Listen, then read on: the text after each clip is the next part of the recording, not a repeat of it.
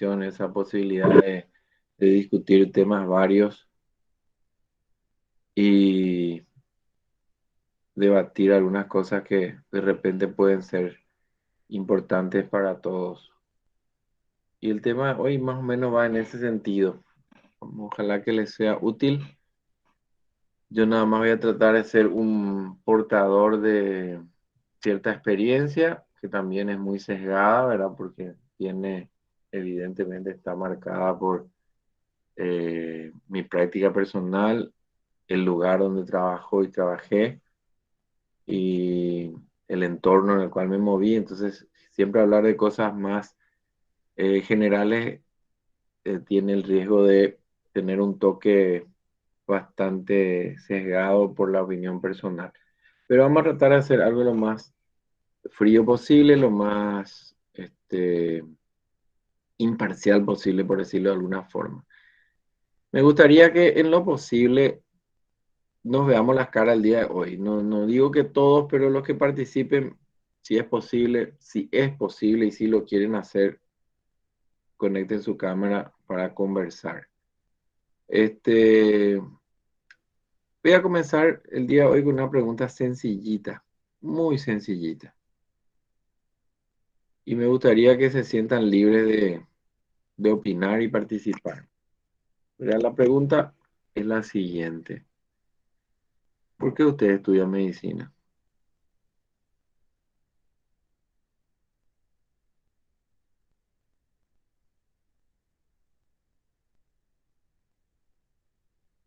Algunos ya abandonan la reunión.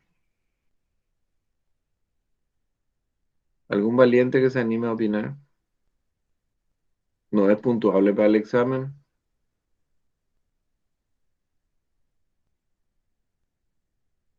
Profe, o sea, como para contestar, Sí, personalmente, una de las cosas que a mí me inspiró como a estudiar medicina fue, fue más bien como la indiferencia que tuve de parte de muchos médicos. Fue algo que cuando te atienden, me tocó muchas veces médicos que, bueno, tenés esto, pastilla y fuera, y al final no era.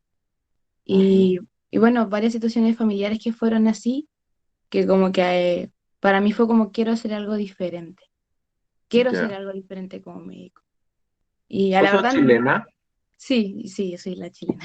No te vamos a escuchar hoy, ¿eh? Pensaba que no hay muchas ganas, pero después de lo de ayer, ¿verdad? Pero, no, discúlpame, nada. Sin problema. Evidentemente sí, esa es una situación. Los médicos a veces nos, vamos a decir, nos enfriamos por usar una terminología, ¿verdad? Somos muy poco humanos cuando tratamos los pacientes. ¿Alguien más que quiera opinar? Me gustaría que sea más dinámico hoy. Quiero que sea más como una conversación, pero al final les voy a pasar ciertos datos como para que el día de hoy no sea nada más una charla de viejas.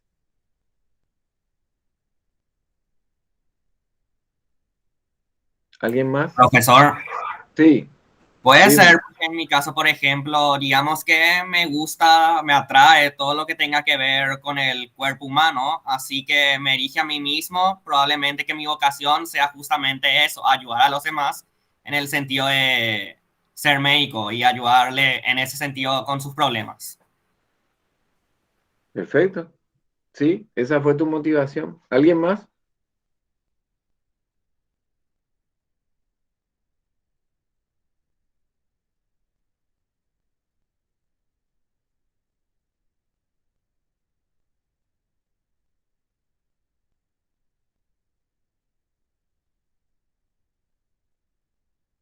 ¿Alguien más?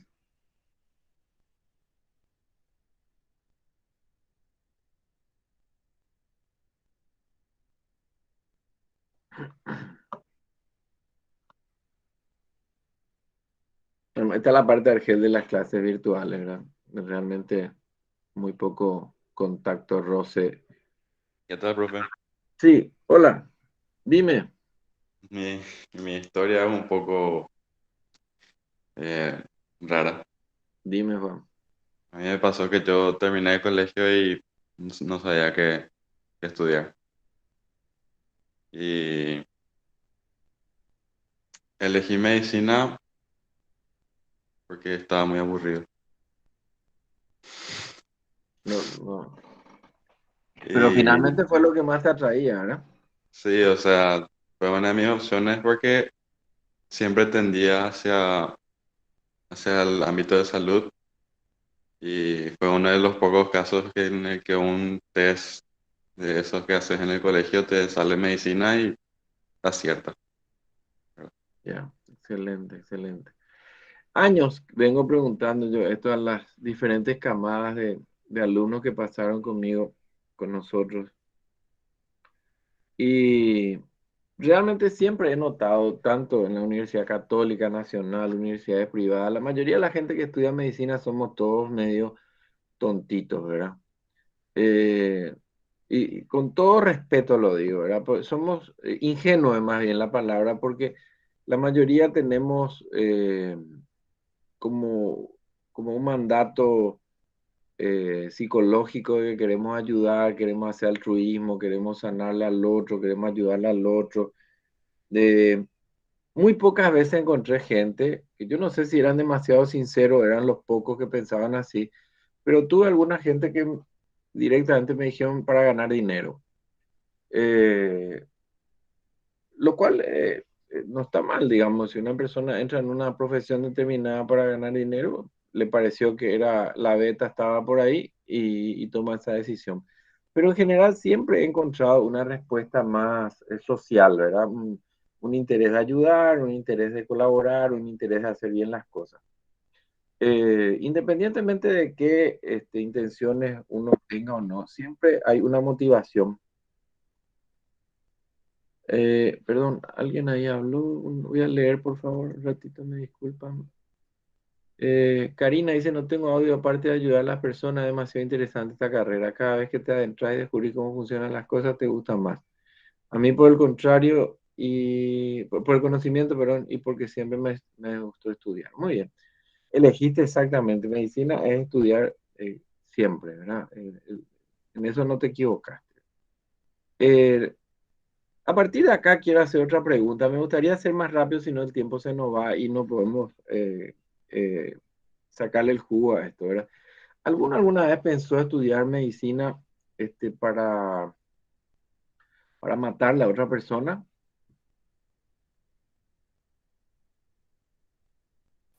Yo creo que nadie, doctor. Espero que nadie, profe. ¿Verdad que suena medio fea la pregunta, ¿verdad?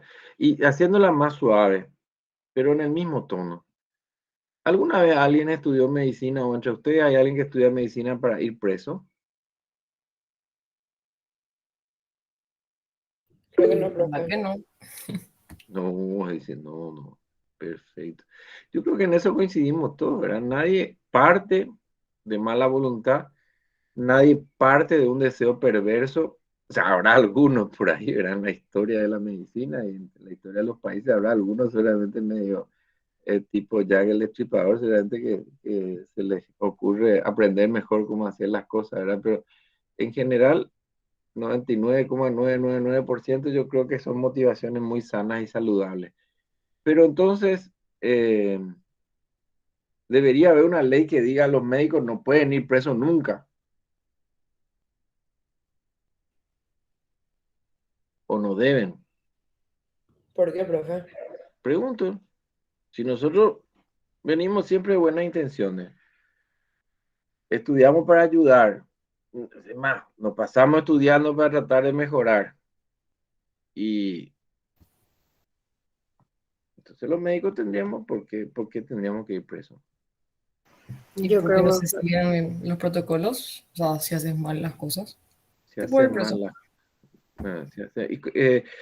Habló a mí, creo que fue del protocolo, y Agustín habló de hacer mal las cosas. ¿Qué sería hacer mal las cosas? ¿Se atropellar Y a no alguien y son seguir los protocolos que se no, establecen, creo, en ciertos procedimientos o hacer, no sé, mala praxis, mal diagnóstico, no sé, un mal diagnóstico y operar mal, por ejemplo, o algo así. ya, Tibio, como antes había el jueguito ese. Tibio, Yo creo tibio. también, profe, Acá que Max dice, si atropellas a alguien y sos médico, igual debería. Claro, no estamos hablando de que roba, tiene que irse preso, que mata por otro motivo, se atropella a alguien. Estamos hablando dentro del ámbito de la medicina, ¿verdad? Estamos hablando, para entendernos nomás, ¿verdad? Dentro del ámbito de la medicina. Sí, el tema de hacer bien las cosas, seguir ciertas reglas, normas. ¿Y ustedes saben cuáles son esas reglas, normas que tienen que seguir? Están estudiando medicina, es más, están casi en la mitad de la carrera. Pero de poquito nomás se dan la vuelta a la cama y van a ser médicos. De una patada van a tener que ir a trabajar. Van a estar delante de pacientes con la responsabilidad en sus manos. Y les pregunto entonces, ¿cuáles serían entonces esas condiciones que hay que seguir para hacer bien las cosas?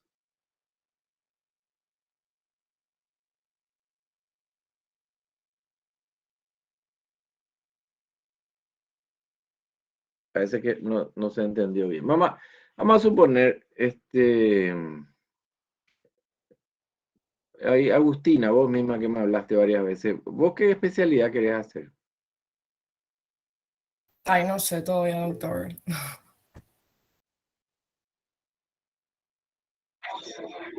Vamos a ver, vamos a suponer que alguno de ustedes haga oftalmología. No quiero desmeritar, me parece espectacular, oftalmología. Y yendo por la calle, observa un paciente atropellado o alguien que se cayó de su moto. Y ustedes se toman la molestia de llamar al 141, al 911, llaman a todo el mundo, ¿verdad? Pero están ahí ustedes al lado. ¿Qué tienen que hacer? Primeros auxilios. Ustedes recuerden, oftalmólogos, otorrino, no sé, que le guste por ahí cerca. Primer auxilio, Sí, pero sos sí, sí. oftalmóloga, otorrino. Tenés que Independ- saber, igual. sí, Creo que es algo así. independiente de la especialidad, uno igual tiene Tenés que que saber saber, atender. pero hace rato ya terminé la facultad y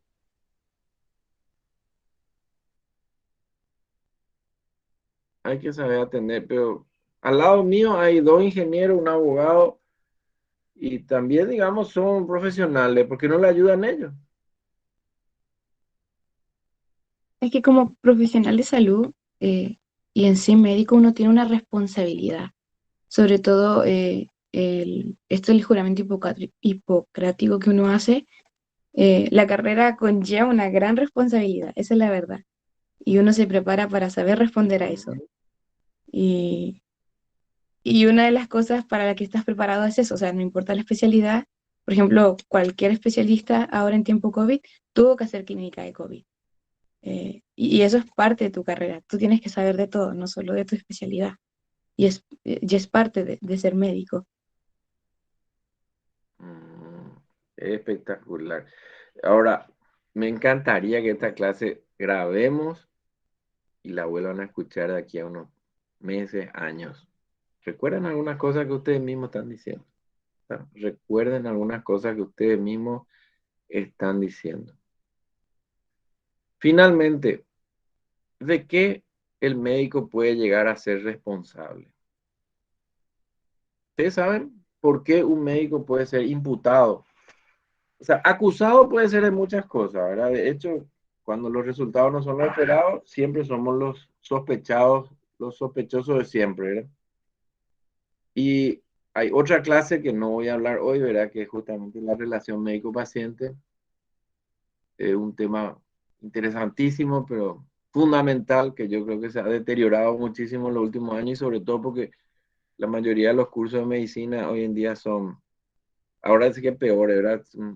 Cada vez son masivos, los exámenes son escritos, se perdió la capacidad de hablar, de expresarse, de convencer, de explicar.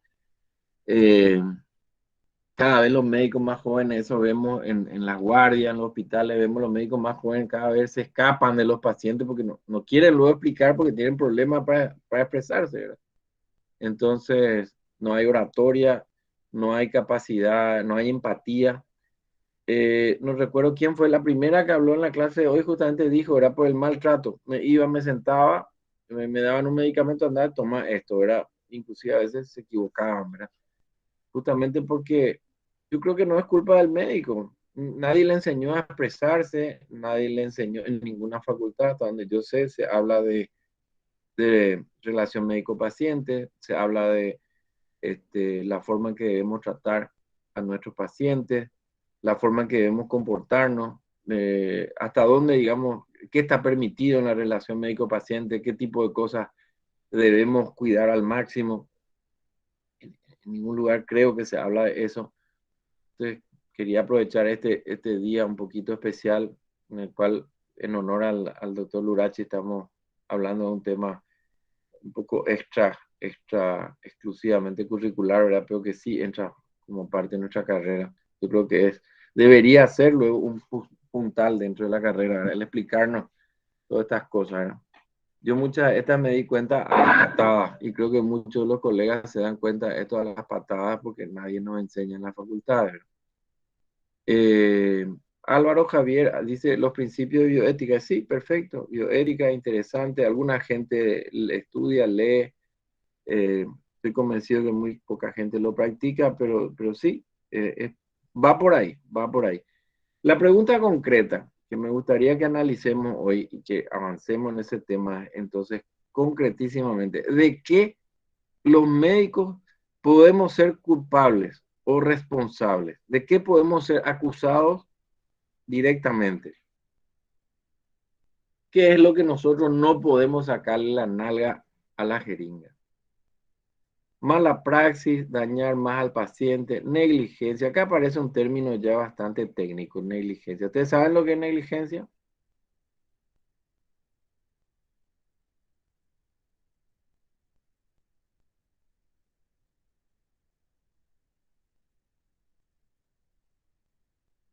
Sería Qué como el lástima que esta clase incumplimiento sea del, virtual.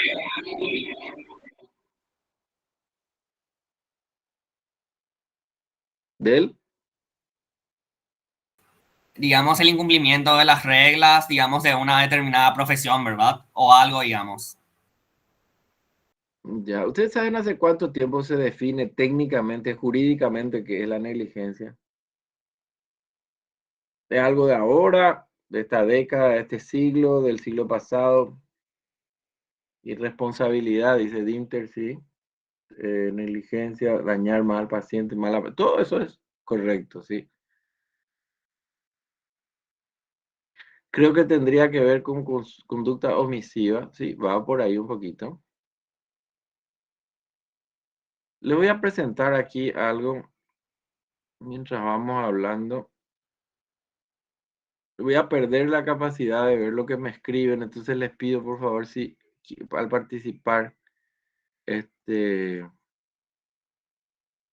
lo hacen en forma verbal o alguien me transmite lo que escriben otros que a lo mejor no tienen micrófono.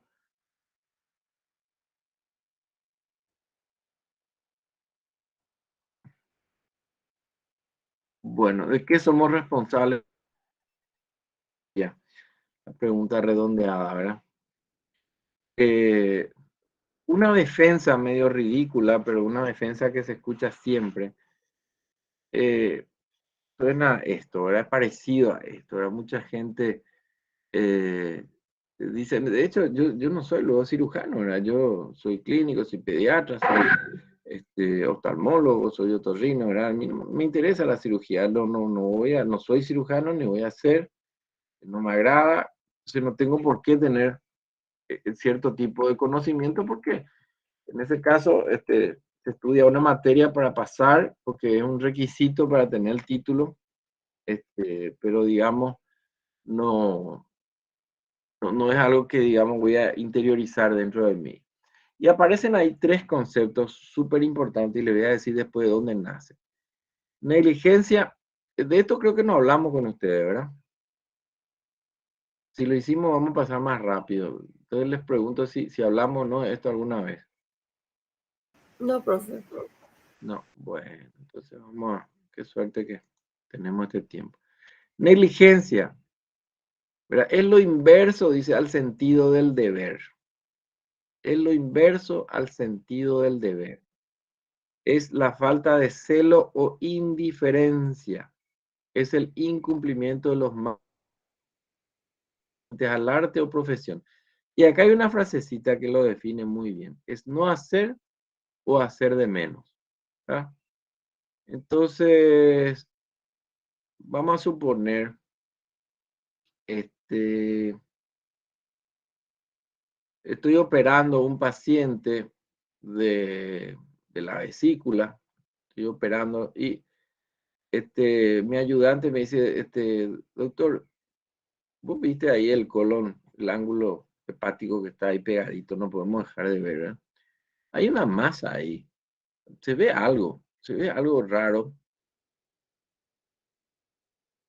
Y yo le digo, no, nosotros entramos a operar en la vesícula, ¿verdad?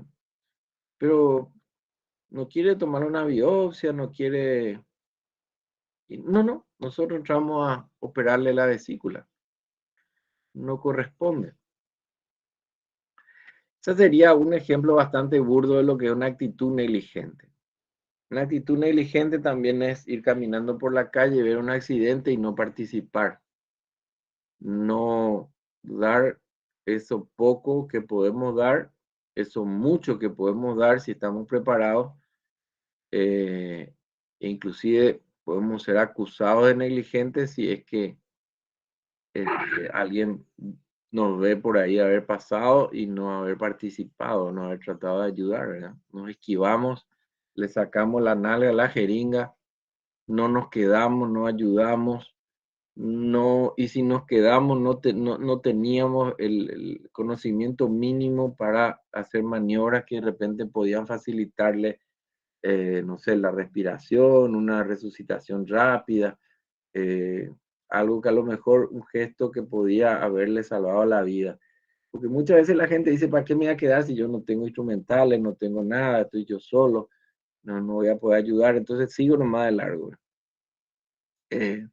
Bueno, esas son actitudes negligentes, ¿no? Otra actitud negligente, por ejemplo, sería, doctora, su paciente que usted operó ayer, yo hablo mucho de operaciones porque es por mi área, ¿verdad? Se está sintiendo mal, la presión le bajó un poco, usted puede pasar a verle y nosotros le decimos, no, es normal nomás, eso es, tranquilo, no te vaya a preocupar, mañana voy a pasar por ahí. ¿Sí? El paciente se muere, ¿no? Una actitud evidentemente negligente porque es hacer de menos. Acá esta frase para mí la define bastante, es no hacer o hacer de menos, es dejar de hacer o hacer menos de lo que debemos hacer. Este concepto está claro, podemos pasar. Sí, doctor. ¿Sí? Sí, profe. Bueno, ya. ¿Les interesa la clase, este tema o no les interesa luego? Vamos, Sí, profe. Sí, profe. seguimos. Sí, profe. Imprudencia, segunda cosa, negligencia, segunda, imprudencia. Imprudencia, una definición muy argel, es lo opuesto a la prudencia, es obrar con ligereza, es afrontar un riesgo sin haber tomado las debidas precauciones para evitarlo. Resumido, es hacer de más. Están en una cirugía, lastimosamente mis ejemplos son todos quirúrgicos. Están en una cirugía operando una úlcera o una vesícula. Vamos a seguir con la vesícula que es más fácil, ¿verdad? Y el ayudante, que es su estudiante de medicina, que usted le aprecia, mira, le dice, jefe, ahí se ve la vena cava. Y usted le dice, no, así no se ve, pero te puedo mostrar. Entonces empiezan a disecar un poquitito, tal, está ahí cerquita, la vena cava inferior. Pero están ahí, separan un poquitito, esto que lo otro, para mostrarle la vena cava. Y sin querer, se lesiona la vena cava, hay un sangrado, esto patatín, patatán. Muere o no muere el paciente, pero sufre un daño. Ese es un daño por imprudencia, ¿tá? Es hacer de más. Es hacer de más. ¿Estamos de acuerdo? Dos conceptos fundamentales. Uno es no hacer, hacer de menos. El otro es hacer de más. El tercer concepto fundamental es la impericia, y ese sí nos afecta a todos. La impericia es actuar sin la capacitación necesaria, y expresa la falta de conocimientos técnicos en determinado aspecto del arte o ciencia de la medicina.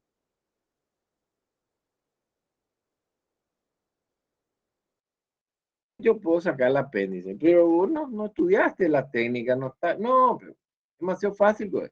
Voy a abrir, voy a encontrar y le voy a hacerle un nudo ahí en la base y corto y se acabó. ¿Qué tanto puede haber de más? ¿No?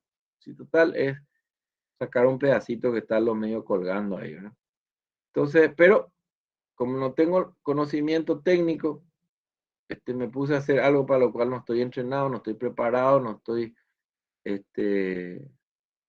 familiarizado, y entonces en vez de hacerlo bien, lo hago mal o sin saber. Es como que un ingeniero se ponga a operar, ¿verdad? No está preparado para eso, no tiene la pericia para hacer, no estudió para hacer ese tipo de cosas, ¿tá?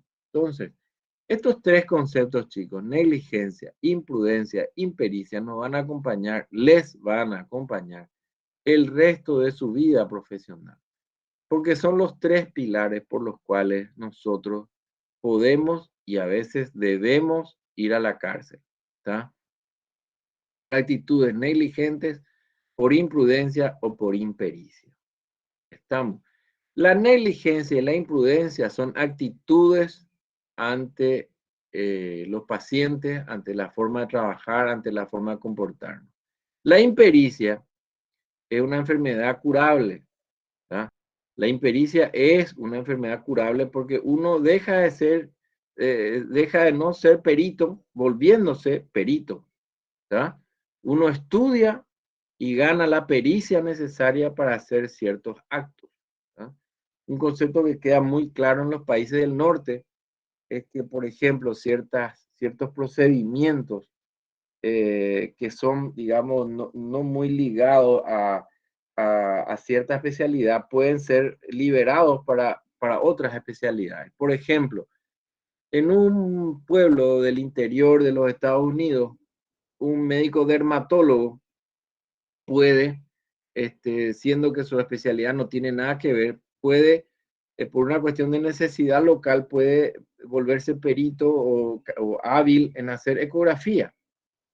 Es una necesidad del lugar, pero para que él pueda decir que se volvió perito, la Sociedad Americana de Medicina establece que esa persona tiene que hacer un curso sobre cómo hacer ecografía, tiene que acompañar un X número de procedimientos ecográficos, 1000, vamos a suponer, ¿verdad? Un número X, 100, 200. Después tiene que, después de pasar satisfactoriamente esos 200 procedimientos, tiene que acompañar a un médico en el momento en que está haciendo X número de veces, y un tercer tiempo en el cual él tiene que hacer el procedimiento, pero bajo la supervisión de un técnico.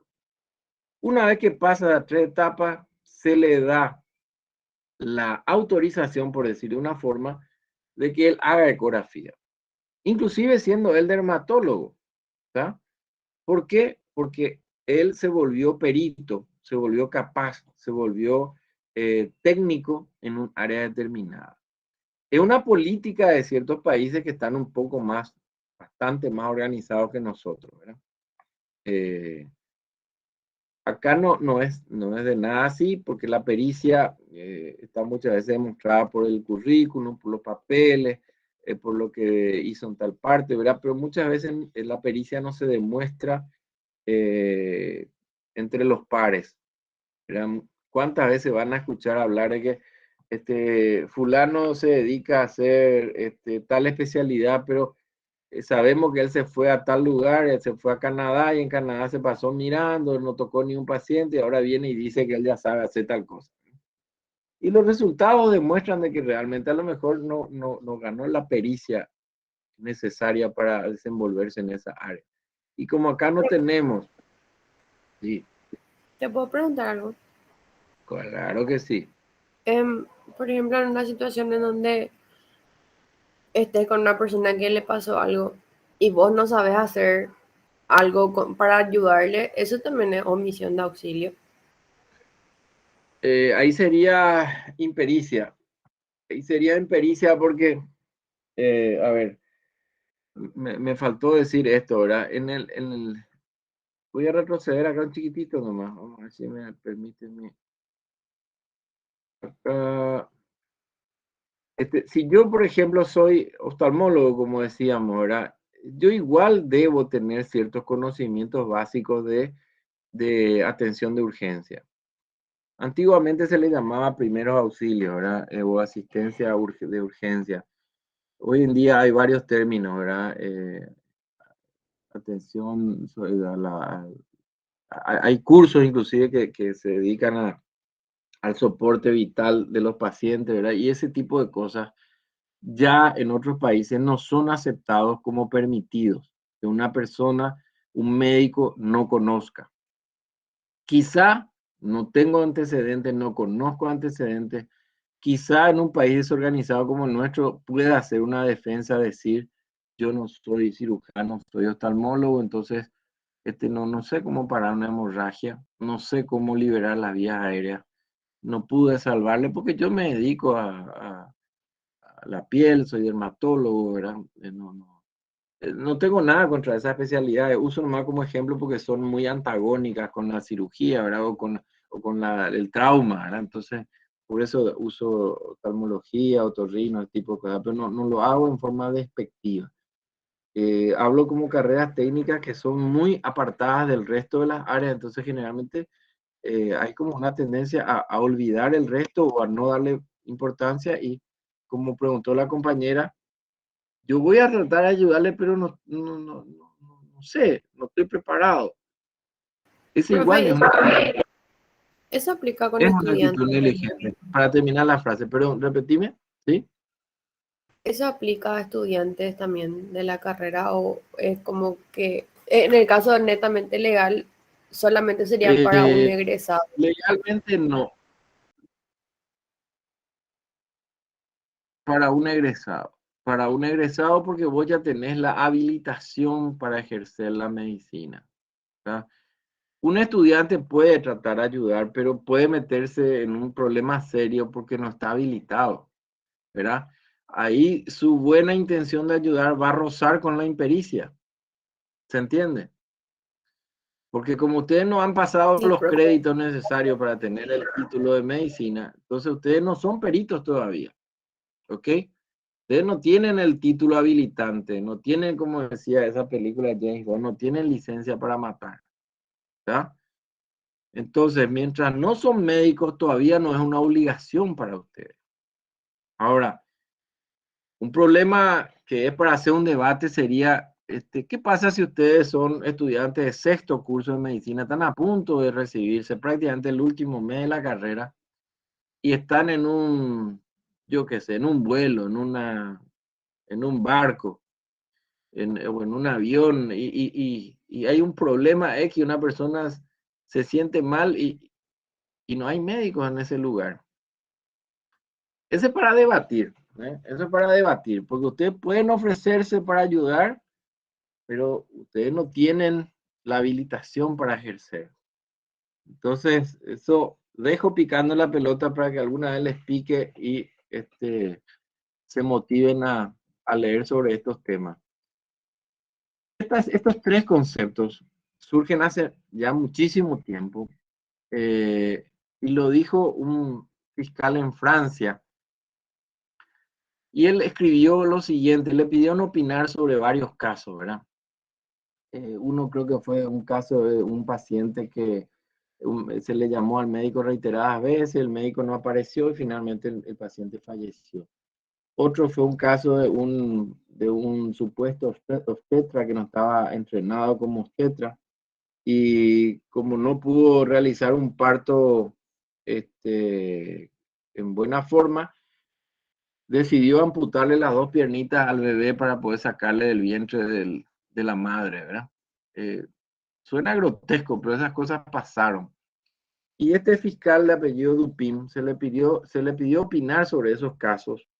Y él escribió esto que está a continuación. Dice, el médico y el cirujano no son indefinidamente responsables, pero lo son a veces.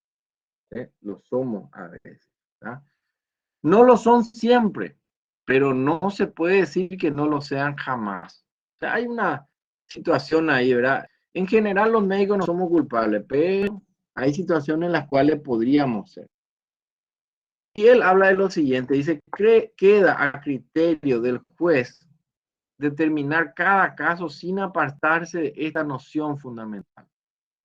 Para que un hombre sea considerado responsable de un acto cometido en el ejercicio de su profesión, es necesario que haya cometido una falta en dicho acto, sea que le hubiera sido posible con más vigilancia sobre sí mismo o sobre sus actos asegurarse, o sea lo que se le incrimine sea tal que la ignorancia sobre este punto no sea admisible en su profesión. Suena compleja la frase, pero fíjense en esto que está acá. Esta frase. Para que un hombre sea considerado responsable de un acto cometido en el ejercicio de su profesión, es necesario que la ignorancia sobre este punto no sea admisible en su profesión. La ignorancia sobre este punto no sea admisible en su profesión. ¿Verdad? El párrafo seguía. Decía, para que haya responsabilidad civil no es necesario buscar si existió intención. Nosotros siempre esgrimimos la banderita blanca, decimos, nosotros somos buenos, nosotros no queremos hacer daño al paciente, nosotros no estudiamos medicina para lavarle, yo no estudié medicina para matarle a nadie, nosotros somos demasiado buenos, estudiamos para salvar el mundo, para salvar a las personas, para esto y lo otro, ¿verdad? Pero a veces somos responsables de la muerte de un paciente. ¿Verdad? Entonces, para que haya responsabilidad civil, no es necesario buscar si existió intención. Es más, me atrevería a decir que es casi en absoluto, nunca existe intención de matarla a o lastimarla a un paciente.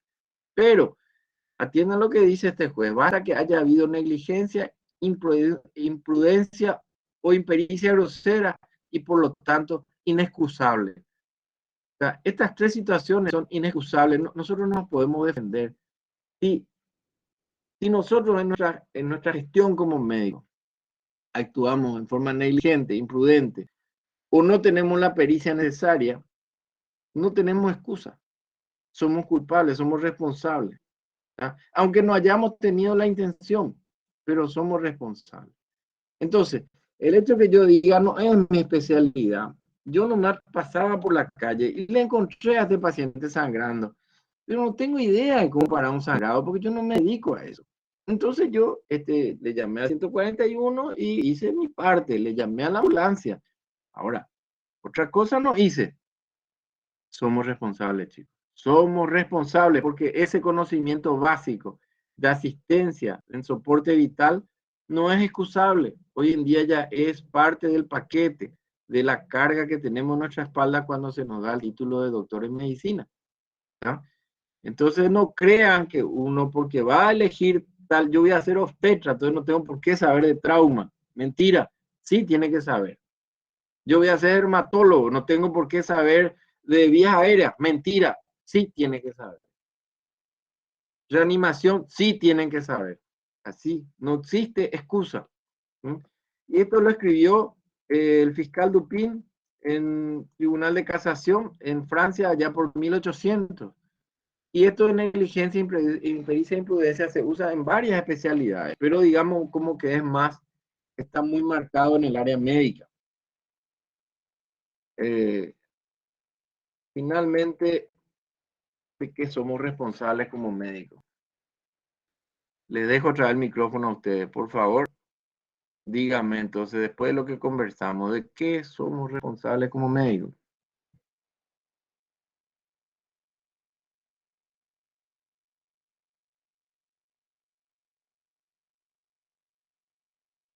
Me quedé De solo. nuestros conocimientos, profe, y de siempre ¿De O sea, qué? somos responsables de nuestros conocimientos, de seguir aprendiendo y asegurarnos de lo que sabemos.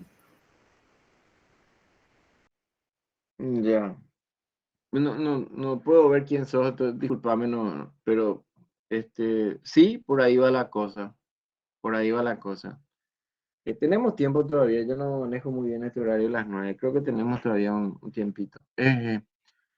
Le hago otra pregunta, voy a cambiarle un poco el aspecto de esto. Vamos a suponer de que yo sí soy cirujano y estoy operando, tengo la habilitación y en teoría, o sea, tengo el título que me autoriza a ejercer en esa área. Digamos, yo soy cirujano habilitado en el área digestiva y estoy trabajando en el área digestiva, porque tampoco no es porque sea cirujano ya me voy a operar cerebro, corazón, ¿verdad? Hay otra vez subespecialidades que necesitan una certificación diferente.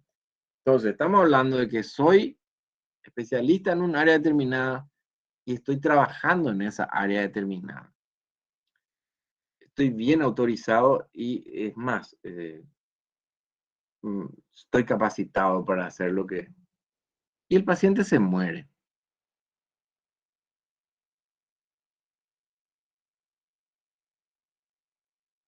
¿Qué pasa ahí?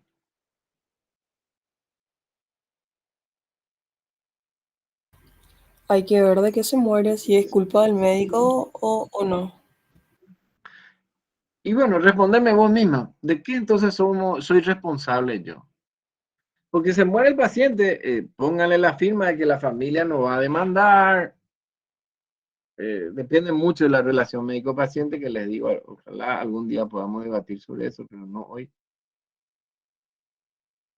Está demostrado que la causa más importante de demandas en el ámbito médico es la relación médico-paciente, ¿no? Está más que demostrado. Hay casos en que los médicos fueron sin duda responsables de la muerte del paciente, pero tuvieron una excelente relación médico-paciente, médico-familia, y la familia no tomó represalias legales contra el médico. Y al revés, hay médicos que tienen un currículum excelente, son súper reconocidos, tienen una experiencia increíble y igual son demandados por la familia o por el propio paciente. Pero que tenga un currículum increíble no le exime de cometer, por ejemplo, errores. Ya, entonces vuelvo a preguntarte, decime, ¿de qué entonces somos responsables? Vuelvo a decir, yo soy especialista en un área, estoy trabajando en mi área y el paciente se me muere. ¿Soy responsable o no? ¿Cómo yo me defiendo o o de qué se me puede acusar? El paciente se murió. Profe, y no ¿Cómo depende yo si digo? hiciste ¿Eh? no, acaso no depende de si es que no hiciste todo lo que pudiste, lo que estaba dentro de tus capacidades. Tibio, tibio, ¿sí? Mi capacidad, sí, yo hice todo lo posible. Se murió el paciente. ¿Cuándo soy responsable y cuándo no lo soy? Yo hice todo lo posible.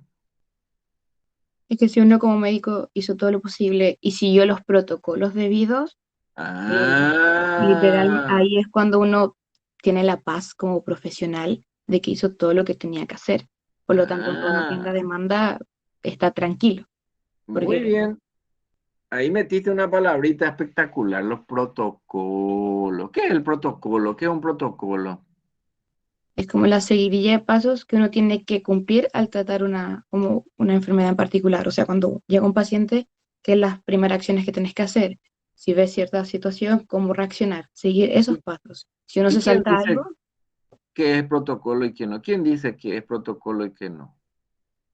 creo que las millones de guías que han salido de todas las patologías también, los consensos, Ah, ya, ahí entienden por qué de repente hablamos de, yo que sé, Atlanta, de Petrol, ¿verdad? Ahí se dan cuenta cómo en medicina el tema de la actualización pasa por la revisión de situaciones en forma general No solamente o sea, en un centro médico, en una cátedra, en una disciplina determinada, en un centro hospitalario, en un país determinado, en un mundo determinado. Es hablar como médicos, hablar el mismo idioma y ponernos pautas, ¿tá? En pacientes de este tipo se recomienda hacer este tipo de cosas. En pacientes de este tipo se recomienda hacer este otro tipo. Y en esta otra situación, tal otro procedimiento. Eso es un protocolo. Y eso es lo que se llama, que hay una palabrita, una frasecita, que se llama, cuando mi ratón me haga caso, les dejo esta frase un ratito. Voy a dejar picando eso. La frase viene después de esto, ¿verdad? Esta frase es fundamental. Los médicos somos responsables directos de los medios, no de los resultados. ¿Qué quiere decir esto? Y que nosotros pudimos haber seguido exactamente el protocolo o el procedimiento como tenía que haber sido, pero el paciente puede igual fallecer, porque si tenía alguna consecuencia Exactamente eso grave, dice. Pero eso es algo que los abogados no entienden, los jueces no entienden y muchas veces nosotros los médicos tampoco no tenemos claro. Jamás, jamás, jamás, jamás, jamás, repitan 80.000 veces, jamás un médico puede prometer un resultado. Jamás. Nosotros no podemos tener certeza de que haciendo un procedimiento determinado vamos a tener un resultado determinado. ¿Por qué? Porque la biología tiene demasiadas variables y nosotros tenemos que ser conscientes de que jamás podemos prometer ni garantizar un resultado. Entonces, cuando un paciente viene a consultar con nosotros y viene conmigo, no se va con el doctor Lurachi, o al revés, se va con Lurachi y no conmigo. Cuando nos elige por nuestra experiencia, nos elige por recomendación de alguien, nos elige porque, no sé, le caemos bien, consultamos con un montón de detallecitos menores. Pero sobre todo, nosotros estamos obligados con ese paciente que nos eligió a nosotros a garantizarle los medios correctos para su tratamiento. Nunca los resultados. Eso no quiere decir que no nos importe que tengamos una tasa de mortalidad altísima, ¿verdad? Sino que lo que importa es que los medios aportados son nuestra responsabilidad. Y acá entra la frasecita que quería decirle, ¿verdad? ¿Cuáles son esos medios? ¿Cuáles son los medios? Ahí entra uno, y primero de todo, referente a lo que estaba diciendo la compañera, el tema de los protocolos, se llama la Lex Artis, ¿tá? Es lo que sería la ley de la forma de proceder para hacer un gesto determinado en una especialidad cualquiera.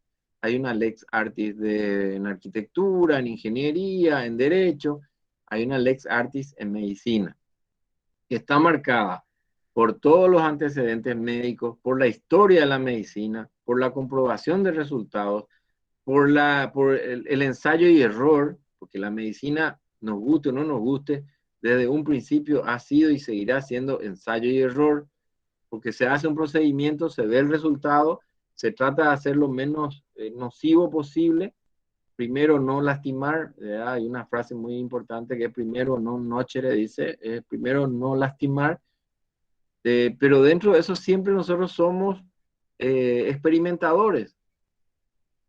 Ahora, ¿hasta dónde esa experimentación tiene que pasar por un comité? Entonces, si a mí se me ocurre el día de mañana sacar el apéndice por la espalda, en vez de sacar por la fosa ilíaca derecha, yo voy a tener que justificar, hacer un protocolo de investigación, probar en animales, cuál es la ventaja, en qué le ganaría al patrón, no el patrón oro, pero sería el patrón vigente al protocolo actual de operar por la fosa ilíaca derecha. Y después finalmente, si pasa todas esas condiciones y un jury de especialistas me autoriza, podría, con la autorización también de cada uno de los pacientes, empezar a probar en humanos, ¿tá? Pero para llegar a esa etapa tengo que haber demostrado que mi procedimiento podría tener una ventaja y tendría menos desventajas que la práctica actual.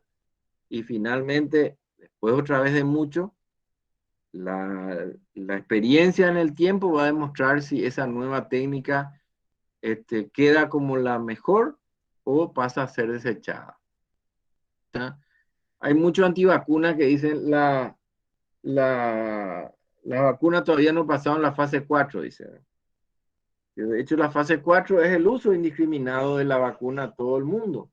Nunca ningún procedimiento deja de pasar por la fase 4, porque la fase 4 es una vez que se pasó todos los protocolos de investigación en laboratorio y en la práctica comprobable, no hay efectos demostrados que puedan invalidar el procedimiento, se pasa entonces a la distribución masiva.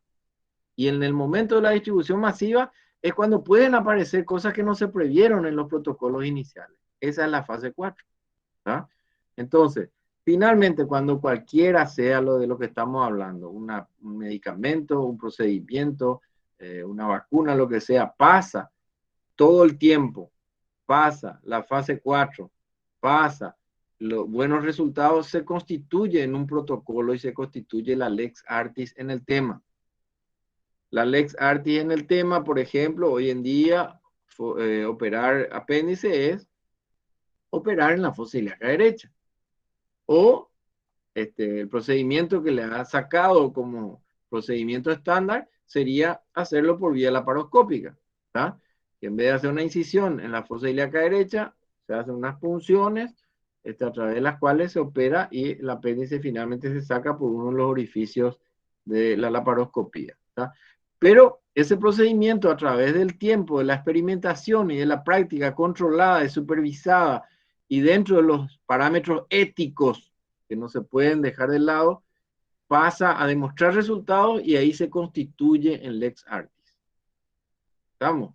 Lex Artis es, dice, la denominación que en el ámbito judicial se da a los niveles de calidad exigibles a los servicios profesionales. En el caso nuestro, sería en el ámbito médico, ¿verdad? Y se contrapone evidentemente al concepto de mala praxis. Es cuando uno no sigue los procedimientos que corresponden a la Lex Artis, uno está entrando a la praxis. ¿Tá? ¿Y qué son los recursos y los equipos médicos y paramédicos? Entonces, primero yo debo hacer las cosas en forma protocolar. Es indiscutible. Si voy a operar algo, me entrené para eso, gano la pericia para hacerlo.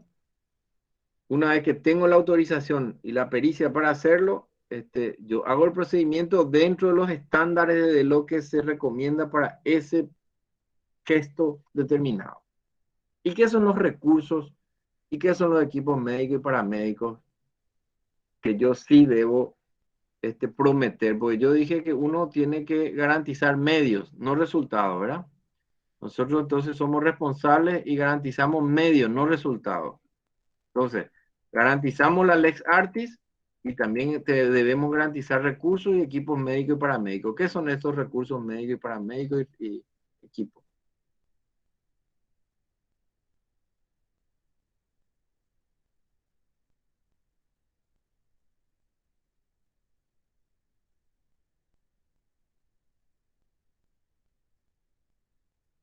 Hola.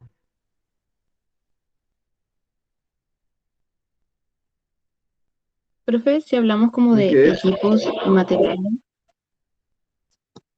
si Equipo y hablamos de equipos y materiales. Sí, sí, no es responsabilidad del hospital en el cual uno trabaje. O sea, en parte es como responsabilidad de otra entidad, tal vez. yo, yo te pregunto a vos, ¿el paciente es responsabilidad del hospital o es responsabilidad tuya? De atenderlo es mía, pero de si es que tengo o no todo lo instrumental necesario, es de responsabilidad del hospital en parte. Y a veces hay médicos que tienen como que adaptarse a eso cuando no hay equipo, por ejemplo. ¿Qué pasa, por ejemplo, generalmente en los hospitales públicos? Doctora, vos estás dando una cátedra de lo que es nuestra triste realidad. ¿Mm? Y lastimosamente, me encanta lo que decís, pero lastimosamente es la trampita en la cual caemos todos los médicos por nuestra estupidez mental de tratar de supuestamente ayudar a los pacientes. Te voy a retroceder un chiquitito. Discúlpame, vos sos porque no estoy viendo quién está hablando. ¿Vos sos? Rosita, Rosita. Te vuelvo a preguntar. Si viene un paciente en un hospital X, vos le atendés. El paciente hace un paro cardíaco. Y en ese momento no hay desfibrilador en el hospital o se descompuso la semana pasada. ¿Quién es responsable de que ese paciente se muera? sigo siendo yo, porque si yo no sé hacer las maniobras de RCP, aunque no tenga carro, tengo que saber hacerlo. Perfecto, hiciste la maniobra, pero la Lex Artis te dice de que vos haces la maniobra y después debes darle una descarga con el desfibrilador. Te vuelvo a preguntar, Rosita, ¿quién es responsable? Creo ¿El que hospital? ahí como que se entrecruza, porque uno como médico hace todo lo posible y a lo que está en su alcance. Por lo tanto, si no tiene los materiales, creo que no se debería responsabilidad al médico, porque no es uno el que paga los insumos, por ejemplo, de lo que tengo entendido. Eh, Me encanta, Rosita, ¿verdad? Esta parte de la clase porque realmente vos estás transmitiendo exactamente las frases que todos los médicos alguna vez repetimos cuando tenemos una demanda encima. ¿Tá? Es exactamente ese el pensamiento ingenuo que tenemos todos. ¿Verdad? Yo estoy al pie del cañón, estoy resistiendo, estoy recibiendo pacientes. ¿Qué voy a hacer si el hospital no tiene tal o cual cosa? No tenía adrenalina, no tenía desfibrilador. Entonces yo estuve ahí, yo hice mi parte, pero finalmente no pude completar lo que el protocolo manda porque el hospital no tenía. Vuelvo a preguntarte, Rosita, a tu buen saber y entender, por lo que me estás diciendo, ¿la responsabilidad es tuya o del hospital? O sea, yo apelaría que la responsabilidad es del hospital, porque no me dio todo el instrumental necesario. Te voy a pinchar el globo, Rosita. La responsabilidad es tuya. ¿Y cómo se justifica eso, o sea, a nivel internacional y nacional, profe? O sea, ¿cómo se defiende uno al final? Qué genial esta conversación, me encanta. ¿Cómo se justifica? Eso pregunta todo el mundo ya después de meter la pata, ¿verdad? Ojalá que ustedes esto hayan aprendido antes de meter la pata y no después de tropezarse. Te voy a plantear de la siguiente forma. El hospital no tiene adrenalina, no tiene desfibrilador. ¿Quién acepta trabajar en esas condiciones? ¿Vos estás obligada a trabajar en esas condiciones? Claro que no, pero uno acepta si quiere no Bueno, trabajar, sí. quedó claro. Sí. La responsabilidad es tuya. La responsabilidad, chicos, es nuestra. ¿Está?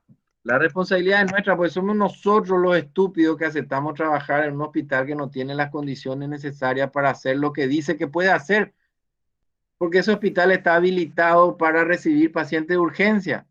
Si no tiene desfibrilador y no tiene adrenalina, ese hospital no puede recibir pacientes de urgencia. Tiene que cerrarse la parte de urgencia hasta que reúna los requisitos necesarios para poder definirse como un hospital de urgencia. Si nosotros trabajamos en un hospital que dice ser de urgencia, pero no está equipado como para trabajar en urgencia, la responsabilidad es nuestra. Profe, Entonces nosotros no somos héroes, somos tontos. ¿Perdón? ¿qué pasa en el caso de que en el momento que vos te vas a trabajar en el contrato te diga que se va a proveer de todo lo que sea necesario? Te voy a mostrar otra vez esta frase. Nosotros somos responsables directos de los medios, no de los resultados. Aunque parezca increíble, el médico debe garantizarle al paciente, y eso es lo que nosotros de hecho le garantizamos cuando ese contrato no escrito vamos a suponer que el paciente acepta operarse, ir a cirugía con nosotros. Ese contrato no escrito, lo que dice es, yo te garantizo que donde te voy a operar, vos vas a tener todos los medios necesarios para que el procedimiento sea realizado dentro de la Lex Artis. ¿Tá? Si un hospital no tiene un aspirador, no tiene un desfibrilador, si el desfibrilador se descompone en el momento que yo necesito usar y no tiene un desfibrilador de repuesto, la responsabilidad es de nosotros. Es duro, pero es la realidad. Profe, y en ese caso vos no podrías decirle, no, yo no te puedo atender, derivarle a otro lugar si sabes que no tenés los materiales para tratarle al paciente.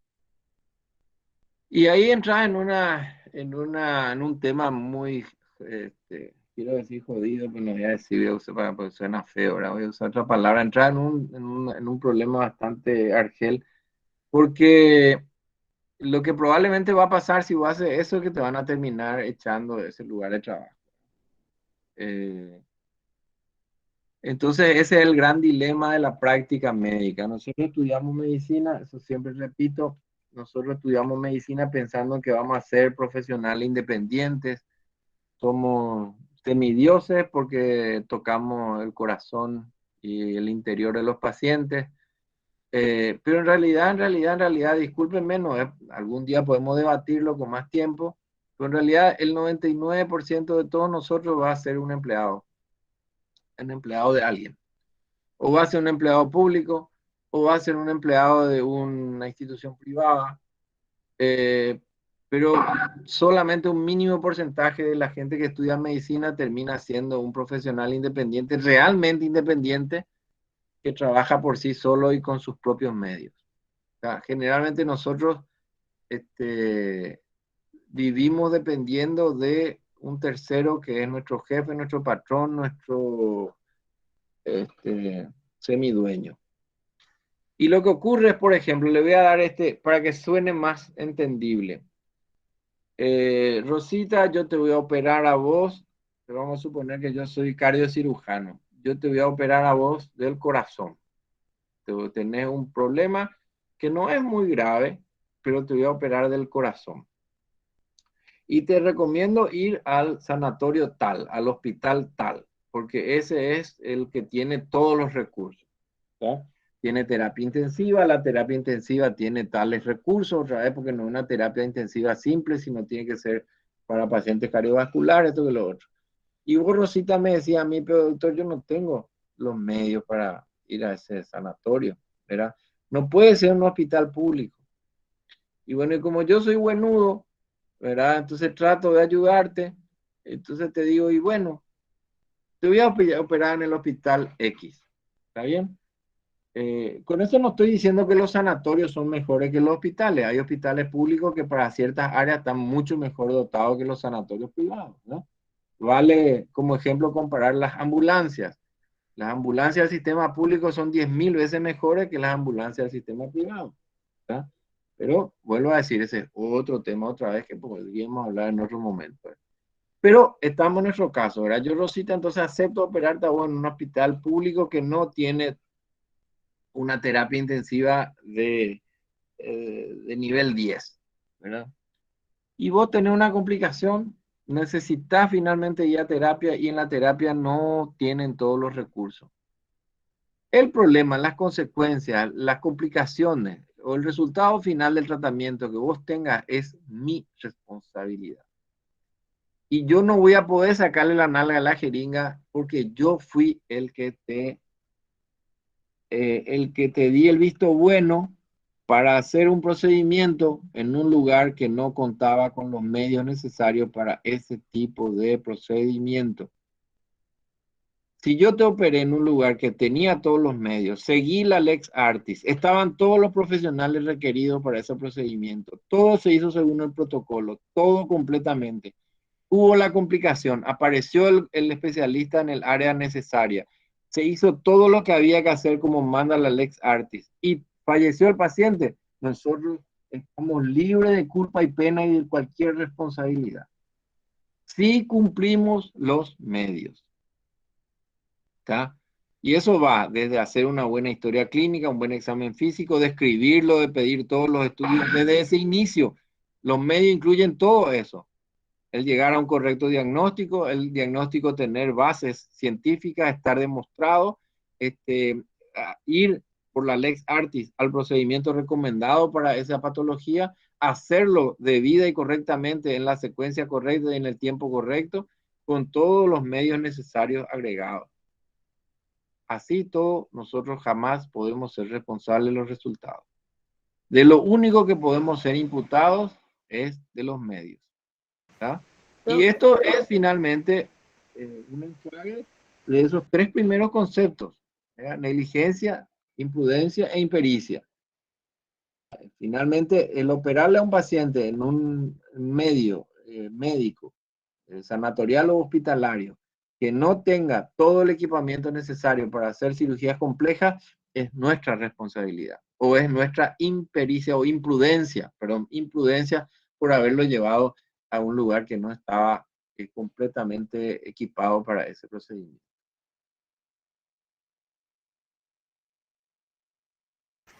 Entonces, los medios que nosotros no podemos jamás huir son la Lex Artis, que es el conocimiento, y la actualización, ¿ya? Porque si hasta ayer se recomendaba extirpar la vesícula cuando había cálculos, pero hoy dicen que ya no hay que sacar porque el consenso de hoy dice que no hay que sacar, no puedo decir yo tenía el concepto de ayer, ¿ya? Hay que tener el concepto de hoy para decir que uno se maneja dentro de la Lex Artis. Tengo que tener los recursos, tengo que tener los equipos médicos necesarios, quiere decir sería especialistas en el área requerida, ¿verdad? Si yo sé que voy a hacer una cirugía en el pedículo hepático, no puedo no contar con instrumental vascular, inclusive un cirujano vascular, por lo menos cerca, para ser llamado en caso de que haya una lesión de grandes vasos o del pedículo hepático. No puedo no tener un intensivista, una terapia intensiva, equipo de reanimación, resucitación. No puedo no tenerlo. No puedo no tener un equipo de rayos ahí cerca para hacer de repente una radiografía de urgencia o una ecografía de urgencia si es que el paciente está con alguna complicación y yo necesito rápidamente hacer un estudio de diagnóstico para saber qué está pasando con nuestro paciente. ¿Se entiende, chicos? Sí, profe. Profe, Sí. ¿vos pensás que eso de que los hospitales no tengan los insumos necesarios es un problema del tipo nivel de país o puede pasar en cualquier parte? No sé si me explico. Sí, sí, te explicas muy bien. Yo creo que puede ocurrir en cualquier país, pero lastimosamente solo ocurre en los países en los cuales los médicos no somos tan estúpidos de no exigir lo mínimo necesario para ejercer nuestra profesión. Profe, ¿hay entes reguladores de hospitales acá? Sí, existe la Superintendencia de Salud que debe habilitar los hospitales y hasta donde yo sé, creo que ningún hospital ni sanatorio de nuestro país tiene la habilitación de la Superintendencia de Salud.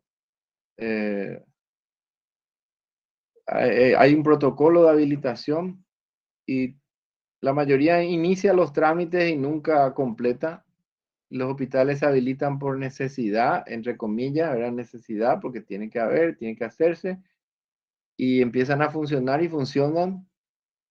Y nosotros vamos y trabajamos en esos lugares por nuestra buena intención, por nuestra necesidad de trabajar, por nuestra oportunidad de trabajar, porque queremos trabajar, queremos ayudar, ¿verdad? Nos vamos de buena fe, con todo el cariño que a veces tenemos. Nos costó conseguir, porque hasta a lo mejor tuvimos que hacer una prueba de admisión, un concurso para poder acceder a ese cargo, pero una vez ahí nos damos cuenta que no reúnen los requisitos y lo peor es que los colegas que están ahí están ya acostumbrados y así nomás tiene que ser. Vos tratás nomás de evitar situaciones comprometedoras y seguir trabajando sabiendo, y ahí sí somos corresponsables de esa negligencia hospitalaria, que en realidad en el fondo es una negligencia nuestra.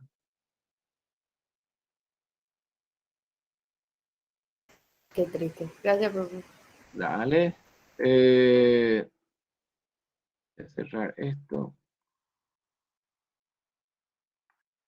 Bueno, chicos, espero que nadie abandone la carrera después de la charla de hoy, ¿verdad?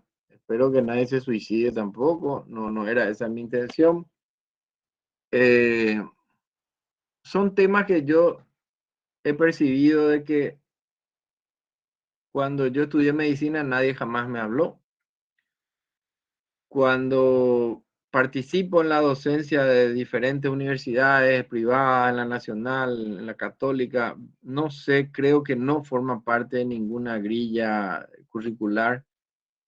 Y si forma parte, creo que no se habla o no se discute con la profundidad y la fortaleza que es necesaria. Discúlpenme que creo que muchos de nosotros somos formados, entre comillas, como médicos, pero en el fondo al final somos enviados al campo de batalla sin los conocimientos básicos de con qué tipo de fusil nos vamos a encontrar en esa batalla, ¿verdad? A veces sabemos que una ametralladora es mejor que un fusil, pero a la hora de la verdad encontramos que era apenas una pistolita que dispara a veces porque la espoleta no está mojada y a veces dispara y a veces no, ¿verdad? Y muchas veces esa es la realidad. ¿Y quién es responsable? Y eso vuelvo a decir, ¿verdad? Aunque parezca increíble, ¿quiénes somos responsables? Eso nosotros, los médicos, porque aceptamos trabajar en esas condiciones. Si nosotros tuviésemos los pantalones puestos, ¿verdad? Nadie como profesional médico tendría que trabajar en los hospitales privados y públicos que no reúnan las condiciones básicas. Es más triste porque en el fondo, si bien no tuvimos nunca la intención, en el fondo hay muchas veces que sí somos responsables, no porque en ese paciente, ese caso en particular, nosotros hayamos hecho algo indebido, sino porque ya en los antecedentes nosotros toleramos el trabajar en esas condiciones, en ese tipo de instituciones. La responsabilidad muchas veces pasa por el histórico, por nuestra tolerancia a la mediocridad, más que un gesto en particular que genere un daño. En el transcurso de mi vida profesional he acompañado a muchos colegas que han tenido situaciones, demandas judiciales, he participado de movimientos por la, digamos, liberación, entre comillas, o llegar a inocentar a pacientes que están en pleno juicio, proceso judicial por algún caso de mala praxis, ¿verdad? Sospechado de mala praxis. Y en el fondo es muy difícil, ¿verdad? Porque tenemos que demostrar que ese médico hizo todo lo que la Lex Artis nos manda. Tenemos que demostrar, hasta ahí generalmente van bien las cosas. Si entramos en el campo de que si los medios que tenía ese hospital donde fue realizado ese procedimiento eran los correctos, ahí sí que entramos en un pantanal donde no sé si siempre somos sinceros. Porque en el fondo nosotros somos conscientes ahí cuando dormimos, cuando acostamos nuestra cabecita en la almohadita, tenemos que ser sinceros y tenemos que admitir que muchas veces los hospitales donde trabajamos realmente no deberían estar habilitados para hacer tales procedimientos. Y eso pasa en las peores situaciones. Generalmente cuando el paciente va bien, no se necesita nada y todo sigue bien, el paciente sale por un tubo, sale muy bien. Cuando hay problemas, cuando las cosas pintan mal, cuando el paciente se complica, cuando evoluciona mal, es cuando se necesitan todos esos medios que a veces nunca nos fijamos. ¿Y dónde está tal cosa? ¿Y dónde está tal instrumental? ¿Y dónde está fulanito? No, pues usted sabe que el doctor fulano viene y tiene pues su otro empleo en tal otro hospital. Entonces él viene, marca y se va. Y como nosotros somos formidables, no le denunciamos a nuestro colega, ¿verdad? Entonces yo estoy necesitando acá un cirujano, un médico de tal especialidad, ¿verdad? Estoy necesitando, yo estoy convencido que este hospital tiene una terapia o tiene un cirujano vascular o tiene un neurocirujano. No, pero el neurocirujano viene, pero usted sabe, doctor, viene y después se va, trabaja en otro lugar. No, no podemos pues joderle al colega, ¿verdad? Acá gana poco, entonces figura a la misma hora en dos lugares, entonces viene acá un ratito, si no hay nada, se va al otro lugar. Y pasa lo mismo con los instrumentales. Sí, desfibrilador, sí, claro, que tenemos, pero ¿sabe? Justo se fue a mantenimiento porque dejó de funcionar la semana pasada. Nadie avisó. No hay ni un cartelito en el hospital que diga no contamos con desfibrilador. Cosas así, chicos. Esa es la realidad. No es para que nadie se desilusione de nuestra profesión. Si he generado esa sensación, les pido disculpas. Lo que pretendo, siempre hemos pretendido nosotros, es que en estas conversaciones que son paralelas a nuestros temas técnicos de la patología quirúrgica, es llegar a un entendimiento que realmente hasta el día que nosotros nos pongamos los pantalones y digamos así, no podemos seguir trabajando, vamos a estar expuestos a demasiadas situaciones difíciles, complicadas, vamos a tener problemas y en más de una vez nuestra responsabilidad va a ser muy dudosa.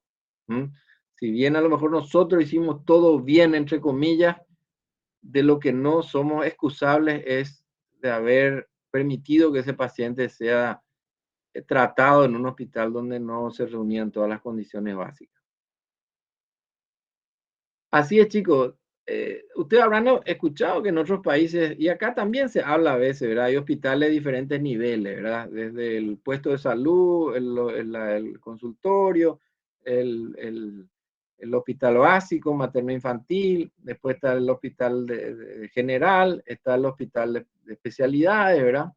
Hay un hospital del corazón, hay un hospital de trauma, hay un hospital pediátrico, ¿verdad? Entonces se supone que esas áreas de complejidad deben respetar al tipo de paciente que se trata. O dicho de otra forma, los pacientes deberían ser respetados y tratados en esos lugares que tendrían que tener la complejidad para tratar ese tipo de pacientes. Cuando nosotros decimos, no, este procedimiento es sencillo, también lo puedo hacer en tal lugar, tenemos que estar 100% seguros de que lo que estamos diciendo es cierto y que realmente eso que yo creo y que digo es así. Y ese hospital que no está calificado, entre comillas, no tiene el rótulo de hospital del corazón, yo voy a poder hacer un procedimiento del corazón y va a tener todo el equipamiento para que ese paciente tenga buen tratamiento. Bueno, chicos, no sé si hay preguntas, alguien quiere opinar sobre esto. Les vuelvo a decir, salimos en nuestro cronograma empujado por una situación triste para el doctor Lurachi. Aproveché el agujerito para hablar de un tema que creo que debe motivarles a ustedes. Creo que esta va a ser la promoción, no sé cuánto que vengo diciendo lo mismo. Yo a esta altura del campeonato pensé que iba a encontrar un ejército de colegas que peleen por este tipo de cosas, pero lastimosamente nos escuchamos, nos aplaudimos cuando estamos en aula, pero cuando ustedes se reciben y salen, cuando todos, ¿verdad? Nos recibimos y salimos al área a buscar trabajo, a pelearnos por un puestito de trabajo, finalmente nos bajamos los pantalones y aceptamos cualquier porquería con tal de que nos paguen un salario también de porquería. Y estamos como estamos, ¿verdad? El subdesarrollo de un país es lo que la gente permite que se maneje de esa forma, ¿verdad? Si nosotros no lo permitimos, las cosas tienen que cambiar. Profe, me Sí, queda una duda, dime, porque dime. usted mismo me dice que somos responsables de los recursos de equipos médicos y paramédicos, Sí, pero eso es por el contrato que uno firma con el hospital. No es como porque cuando uno egresa como profesional tenga esa promesa profesional, porque para mí es juramento hipocrático, los 4 pilares que son no maleficencia, beneficencia y todo eso, pero si es respecto a eso, creo que es súper bueno lo que dice, porque legalmente necesitamos saber esto, porque a veces yo creo que todos los jóvenes que salen como médicos llegan y firman cualquier contrato con un hospital. Y Y si sí, y si no sabemos esto, no podemos, en cierta forma, ni enfrentarlo ni evadirlo. Por eso le así consulto, mismo. el tema de ser responsables de recursos y medios es cuando firmamos el contrato, o sea, el mismo hospital nos condena a esa responsabilidad. En realidad somos nosotros voluntariamente y libremente el que aceptamos ponernos la soga al cuello y empezamos a Claro, estirar de tal forma que esté bien ajustada a nuestro cuello. Nadie nos obliga, porque claro. Pero no es hay como ningún secreto. el hospital que dice, ya, esto es tu responsabilidad y nosotros llanamente aceptamos. Claro, Lo ideal sería claro, evitarlo. claro. No quiero nomás poner un nombre porque Mm, parece que voy a hablar de tal o cual hospital, pero vamos a sí, sí. suponer el hospital XX, ¿verdad? En general, apenas ustedes se empiecen a manejar en el ámbito profesional, enseguida se sabe, el hospital XX tiene tales cosas, no tiene tales otras, le falta tal cosa, siempre se sabe, ¿verdad? El área de tal especialidad no cuenta con tales cosas, y bueno, entonces al final somos nosotros los que vamos y aceptamos trabajar en ese lugar. La contrapartida es también triste, porque muchas veces uno llega a darse cuenta de que este, si uno va a ser demasiado purista, probablemente no va a trabajar en ningún lugar, ¿tá? Porque casi que no hay un hospital o una institución, tanto privada como pública, que tenga todo. Entonces, lo ideal, ¿qué sería? ¿Cuál es la salida, verdad? ¿Cómo damos el siguiente paso? Y lo ideal sería que así como cuando ustedes exigen que se le haga valer una respuesta porque es lo correcto también sería que algún día los médicos nos pongamos de acuerdo y digamos, ¿saben qué? Nadie, pero nadie va a seguir trabajando en estas condiciones hasta que el Estado, la empresa tal, el no sé, tal otro que es dueño de tal sana, nadie nos haga trabajar en condiciones que no son las óptimas. Que los hospitales sean habilitados. Esa es una situación. Si los hospitales, fíjense que ahí hasta es una trampa mortal. ¿Por qué los hospitales, finalmente la Superintendencia de Salud casi no ha habilitado ninguna institución? Porque si lo habilita y ocurre una de estas cosas, ahí sí el responsable va a ser el hospital y la Superintendencia de Salud por haber habilitado. Pero como no está habilitado y nosotros no vamos y trabajamos en esos hospitales, somos nosotros los estúpidos que ponemos nuestra cabeza y nuestro cuello ahí de por medio. Y la gente que ocupa el cargo, tanto en el ministerio, en la Superintendencia de Salud y todo lo demás, no son tontos. Ellos no van a autorizar y firmar ahí el hospital XX está habilitado para procedimientos de alta complejidad. No son tontos, no lo van a habilitar por escrito y firmar abajo, porque a partir de ese momento la responsabilidad va a ser de ellos. Pero yo honestamente no sé al día de hoy, pero hasta hace unos poquitos años atrás no había una sola institución pública o privada que tenga la habilitación oficial con todos los requisitos cumplidos y firmados de la Superintendencia de Salud, dígase Ministerio de Salud.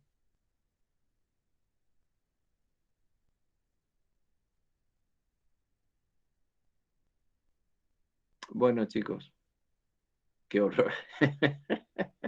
Profe, ¿y colegio médico o la asociación de médicos tal vez de Paraguay, cuál es la respuesta? ¿Qué es lo que se conversa tal vez entre ellos? Porque a nivel nacional lo consultó.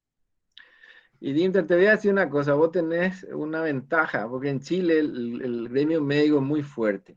El gremio médico chileno es uno de los puntos norte en cuanto a gestión médica en Sudamérica. Realmente ellos han conseguido y se han movido muchísimo para exigir condiciones mínimas laborales y muchas otras reivindicaciones a nivel salud que inclusive influyen a las políticas de salud del país, ¿verdad? Es un gremio médico muy activo.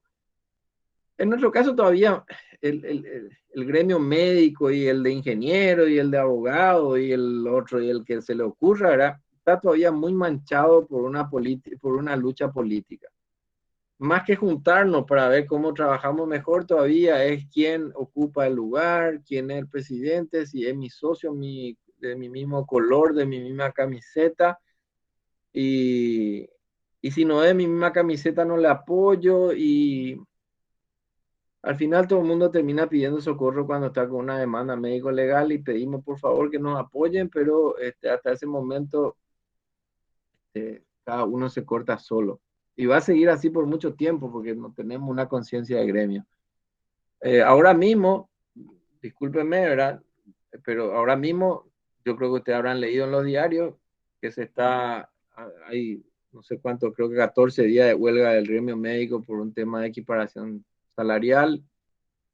Les pregunto, el centro médico, el centro estudiante, ustedes se reunieron, hablaron, participaron, asistieron, ¿tienen idea de en qué les va a afectar eso? Sí, un tema salarial, no es directamente la práctica médica, pero finalmente hace la fortaleza de nuestro gremio, ¿verdad? El respeto al trabajo de nosotros como médicos. Muchas veces el médico dice, no, yo no me meto en esos temas porque esos temas son políticos, ¿verdad? Mentirísima. O sea, el ejercicio profesional, la forma, la dignificación del ejercicio profesional debería ser uno de los pilares de nuestro trabajo y como equipo, como chicos, no sé, son las 10:30, veo ahí, creo que ya es nuestra hora, ¿verdad? Si hay alguna otra preguntita, no me estiren la lengua porque yo, para estos temas,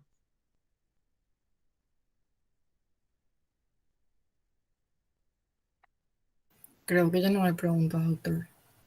se me ocurrió hace el año pasado cuando empezó la pandemia, y con esto termino, ¿verdad? Le hablé inclusive a la decana, la posibilidad de crear una cátedra dentro de la Universidad Católica. Hay creo que unas opcionales, creo que le llaman, para hablar de estos temas del ejercicio profesional. Tuve mucho apoyo de ella, en general me instó a avanzar en el tema. Me tranqué porque como cualquier cátedra exigen tener textos y realmente no he encontrado muchos libros que puedan hablar de esto, ¿verdad? Y me tranqué un poquito en eso, pero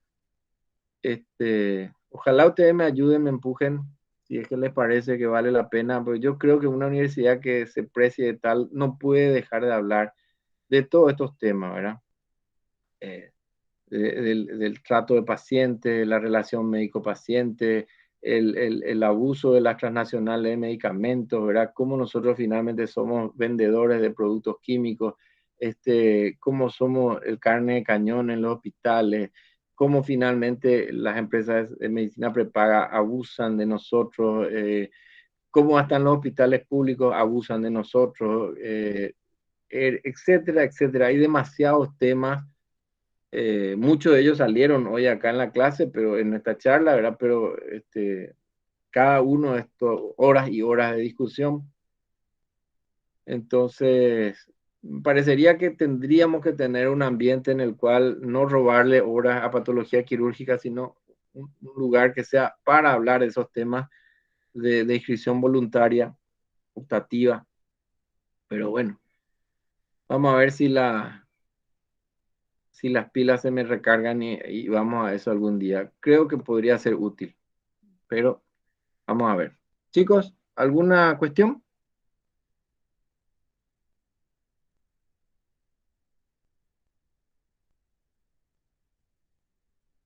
Gracias, Dinter.